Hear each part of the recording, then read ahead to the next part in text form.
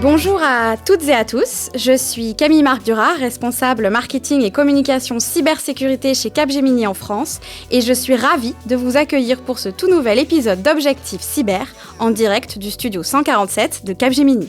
Objectif Cyber, c'est votre rendez-vous positif et inspirant avec des acteurs majeurs de l'économie française, publique ou privée, qui partagent leurs expériences, leurs problématiques, leurs stratégies pour vous encourager à ouvrir de nouvelles portes grâce à la cybersécurité.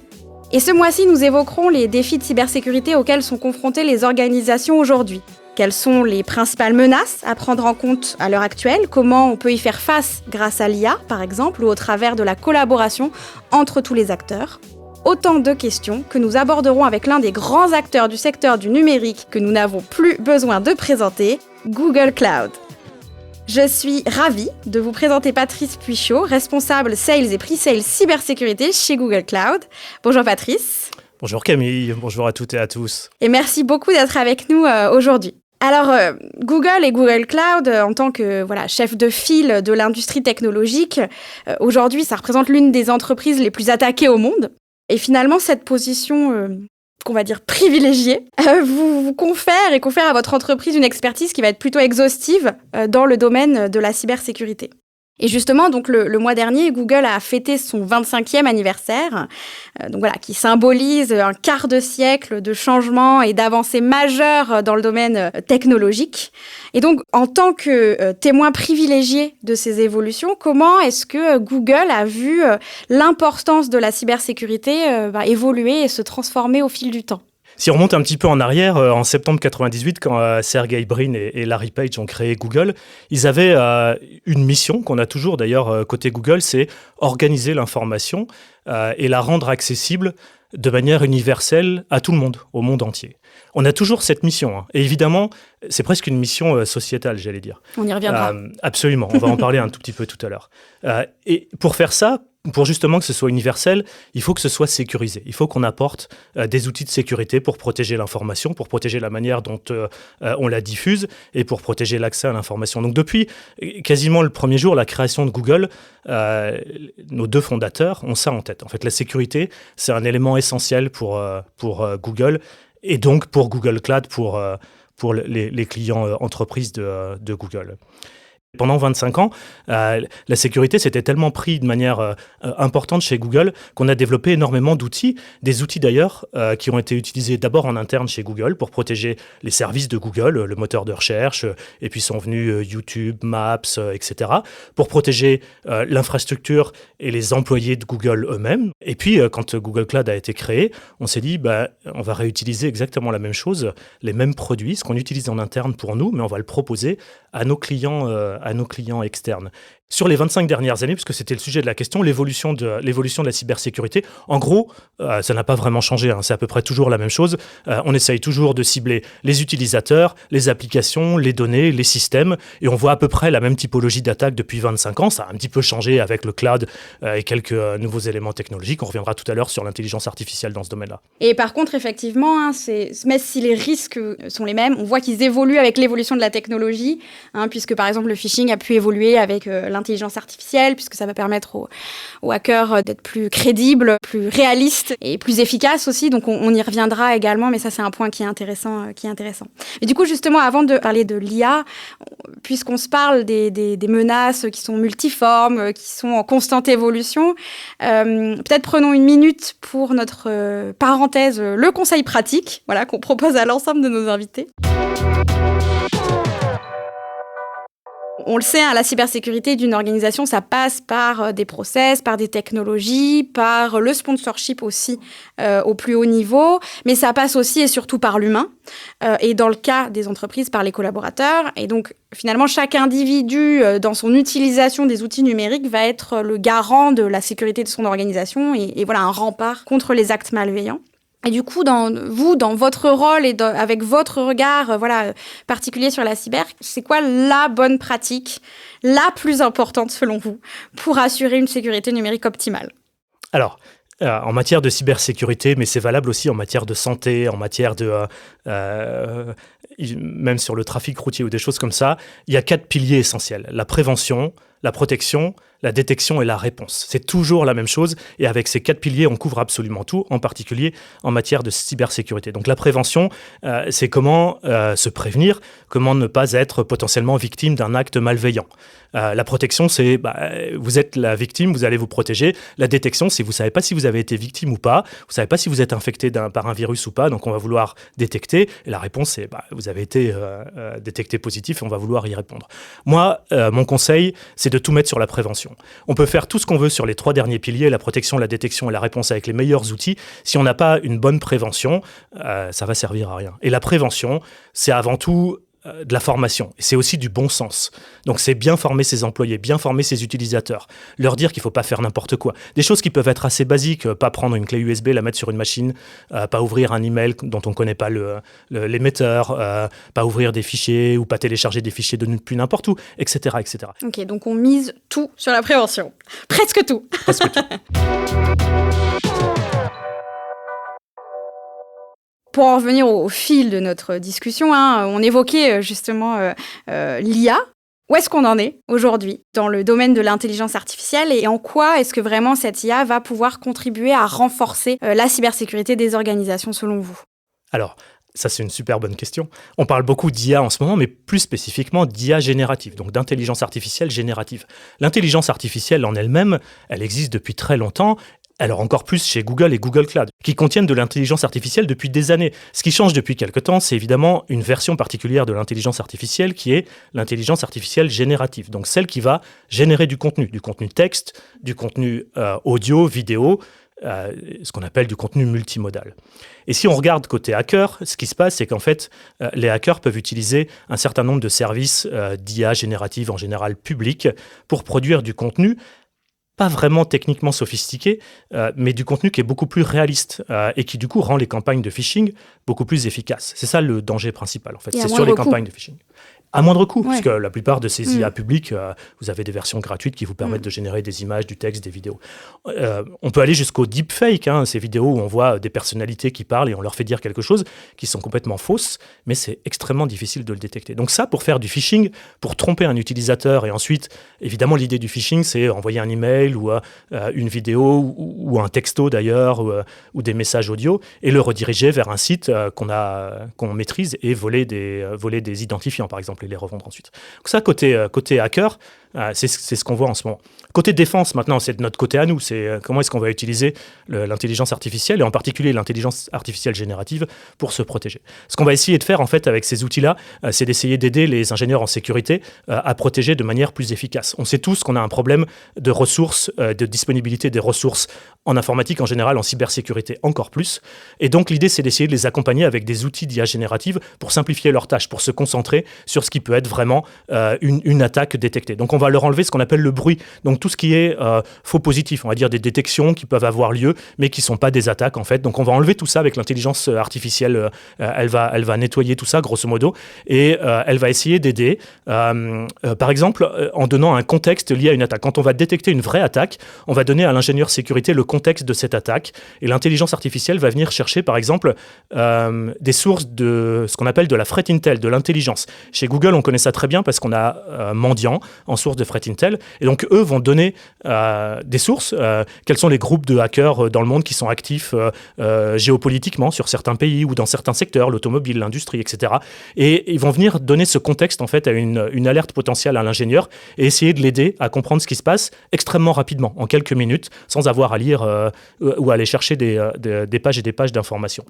Et puis, il va aussi l'aider, évidemment, à répondre à ça. Donc, on va générer, par exemple, du code informatique avec l'IA générative pour répondre à une potentielle attaque ou pour détecter de manière plus approfondie une potentielle attaque. Donc, ces outils d'IA générative, ça nous aide à ça, en fait, côté défense. À simplifier la tâche. Venir muscler les compétences. C'est ça. Et du coup, donc, ce qu'il faut avoir en tête, malgré tout, c'est que pour maîtriser pleinement cette technologie, voilà, donc il faut avoir les bons experts, évidemment, mais aussi donc, les outils adéquats, des données pertinentes. Bon, alors ça, du coup, côté Google, on n'en manque pas. Des connaissances appropriées, vous parliez de Threat Intel, mais voilà, même liées à votre expérience au fil des ans. Et puis, donc, on se le disait, des produits adaptés. Absolument. Si on regarde les acteurs dans l'intelligence artificielle et dans la cybersécurité, pour être un acteur important et efficace, il faut maîtriser un certain nombre de choses. Il faut avoir les données, donc on les a chez Google, en particulier les données de sécurité. Quand on parle de ces modèles, ce qu'on appelle LLM, les modèles de langage sur des grands volumes de données, il faut avoir des grands volumes de données. On parle de milliards d'indicateurs qu'on utilise, donc c'est vraiment de très grands volumes de données. Il faut avoir les données, il faut avoir le matériel, ce qu'on appelle les TPU, les processeurs, pour traiter ces données. Il faut avoir évidemment la connaissance, les ingénieurs, et il faut avoir la threat intel, donc les informations supplémentaires pour venir donner un contexte aux attaques particulières. Du coup, on a prononcé le mot magique, le buzzword, la donnée. Cette donnée, qui est essentielle, hein, on le disait, au bon fonctionnement de l'IA, ou en tout cas, l'IA n'est pertinente que si elle est entraînée avec un volume très large de données. Donc là, j'en profite pour inviter nos auditeurs qui souhaiteraient creuser ce sujet à aller donc écouter en complément de notre échange aujourd'hui le podcast Objectif Cloud, enregistré il y a quelques semaines avec l'un de vos collègues, Patrice, le directeur technique de Google Cloud en France, donc Franck Zerbib. Et donc avec Delphine Legarlès de Capgemini en France, ils sont revenus sur l'importance de la donnée et du cloud dans le contexte des transformations opérées par les entreprises, sur l'impact organisationnel et technologique du passage à l'échelle des projets data ou encore sur l'impact environnemental. Donc voilà, un sujet également passionnant que j'invite tous nos auditeurs à aller écouter également. Absolument. Et d'ailleurs, donc, j'évoquais à l'instant l'importance de la donnée et du cloud dans le contexte de la transformation digitale des organisations. Et justement, on a parlé de la donnée, mais on n'a pas encore justement évoqué le sujet du cloud. Et ici, il y a vraiment une question centrale qui se pose, c'est est-ce qu'on peut garantir la sécurité des données dans le cloud ? On peut utiliser un cloud sécurisé. On peut utiliser des technologies qui vont permettre d'avoir confiance dans le cloud. Et dans les fournisseurs de solutions cloud publiques, Google Cloud a la réputation, et vous pouvez le vérifier, d'être le cloud le plus sécurisé. Cette approche sécurité qu'on fait dès le début d'ailleurs, avec un certain nombre d'options de chiffrement sur les données en transport, sur les données en stockage, avec les contrôles de la posture de sécurité sur le cloud, avec même des options un peu avancées de détection d'intrusion, des outils de prévention, etc. Mais ce qui est important aussi, puisqu'on est avec Capgemini, c'est d'être bien accompagné. Donc, l'idée pour un client final, c'est pas forcément de maîtriser toutes ces technologies, c'est de savoir se faire accompagner par des personnes qui, elles, maîtrisent ces technologies cloud et ces technologies de cybersécurité dans le cloud qui sont complètement différentes de ce qu'on faisait il y a une dizaine d'années dans ce qu'on appelait les technologies on-prem, à domicile, on va dire. Ouais, et donc effectivement, la logique justement de ces clients finaux qui voudraient être accompagnés, c'est difficile pour eux de protéger ce qu'ils connaissent pas. Donc, ce qui est important, c'est vraiment de faire tout ce travail autour de, vous le mentionniez, la posture de sécurité, faire l'inventaire peut-être de ce qui est visible ou pas dans les applications, qu'est-ce qui est stocké ou pas dans le cloud. Voilà, évaluer un petit peu la surface d'attaque pour être en mesure justement ensuite de mettre en place les actions qui permettront de répondre à ces sujets-là. Et ce qui est intéressant aussi, c'est que pour raccrocher avec ce qu'on disait un peu plus tôt, donc on se parle effectivement d'outils, de connaissances, d'être bien accompagné par des gens qui ont les bons outils et les bonnes connaissances, mais aussi justement de bénéficier en tout cas de cette compréhension des groupes d'acteurs malveillants qui pourraient s'intéresser à votre activité. Et donc là, on raccroche avec le sujet de la threat intelligence, cette veille en matière de renseignements sur les menaces et les techniques qui peuvent être utilisées, elle est super importante, y compris dans le cloud, du coup. Je vous propose peut-être de passer à notre seconde chronique, donc la chronique Cyber for Good. Pour nous, chez Capgemini, la cybersécurité permet d'œuvrer pour que les entreprises, les organisations et les individus, y compris les plus vulnérables, puissent bénéficier pleinement et sereinement des technologies et des innovations du numérique. Et cette vision de ce que les professionnels, tous les professionnels de la filière, au travers de tous les métiers de la filière, peuvent apporter à la société, on appelle ça donc Cyber for Good. Pour vous, Qu'est-ce que la cybersécurité peut apporter à la société ? Qu'est-ce que cette notion de cyber for good vous évoque ? C'est la confiance, en fait. C'est ça qui est important. Il faut qu'on puisse apporter de la confiance pour que, j'évoquais au tout début, cet aspect d'accès universel à l'information organisée. Pour que ce soit faisable, il faut avoir confiance. Il faut que ce soit sécurisé. Et donc, c'est ce qu'on propose, nous, chez Google et Google Cloud, d'augmenter ce niveau de confiance avec des technologies pour, justement, sécuriser les accès à ces informations. Et la cybersécurité, c'est compliqué, techniquement. C'est pas quelque chose de simple. Donc, il faut des experts à un moment donné. Il faut des experts donc pour accompagner effectivement les organisations notamment, mais je crois savoir aussi que vous avez aussi une préoccupation qui est notamment l'isolement des individus qui vont être éloignés du monde du numérique, des personnes qui n'ont peut-être pas justement ce recul et ces connaissances suffisantes et qui du coup vont être plus exposées aussi à certains risques. Et peut-être les entrepreneurs aussi... du coup, qui ne sont pas dans des grosses structures, justement, qui vont être en mesure de faire appel à des... Oui, je vous vois acquiescer. Absolument, absolument. Si on est un entrepreneur ou un dirigeant d'entreprise, si on crée sa start-up et la mission, c'est un produit industriel ou un service ou des choses comme ça, évidemment, on n'aura pas l'expertise pour faire de la cybersécurité. Par contre, la cybersécurité est probablement l'un des risques les plus importants. Et si l'entreprise en est victime, ça peut techniquement causer énormément de problèmes. Enfin, on voit assez souvent des annonces où on voit des entreprises qui peuvent carrément fermer parce qu'elles ont été victimes d'une cyberattaque. Donc, ce point-là est extrêmement important. Évidemment, quand vous créez une entreprise ou quand vous dirigez une entreprise, vous n'avez pas vocation, encore une fois, à être un expert en cybersécurité. Donc, ce qu'il faut, c'est savoir, encore une fois, utiliser les bons outils, avoir les bonnes méthodes de prévention en place et être assisté. C'est quelque chose d'extrêmement important. Chez Capgemini, nous, il y a un sujet qui est très important, qui nous tient à cœur, c'est effectivement la collaboration entre tous les acteurs du domaine de la cyber, justement. On fait face ensemble aux problématiques de sécurité et on est dans une culture du partage et on est plus forts tous ensemble. Voilà. Donc, comment, justement, est-ce que Google Cloud, en l'occurrence, collabore avec les autres entreprises, avec les autres experts en cybersécurité pour améliorer la protection globale, finalement, à l'échelle de la société contre les cyberattaques ? Alors, on partage exactement la même vision, en fait. Il faut être ensemble et il faut partager les connaissances, les outils, les process. D'ailleurs, au-delà de la cybersécurité, c'est quelque chose que Google fait en général, puisque Google a énormément d'éléments produits en open source. Donc, on partage énormément de choses côté Google et côté Google Cloud aussi, d'ailleurs. Évidemment, en cybersécurité, c'est encore plus important et on a énormément d'initiatives dans le domaine. Je vais en citer quelques-unes. On participe évidemment à des groupements d'intérêt public. Je vais citer Cybermalveillance, par exemple, qui est là pour aider les entreprises françaises, encore une fois, quelle que soit leur taille, à se protéger, à se former. Et dans les territoires, il ne s'agit pas de se concentrer que sur les entreprises du CAC 40, c'est vraiment tous les types d'entreprises.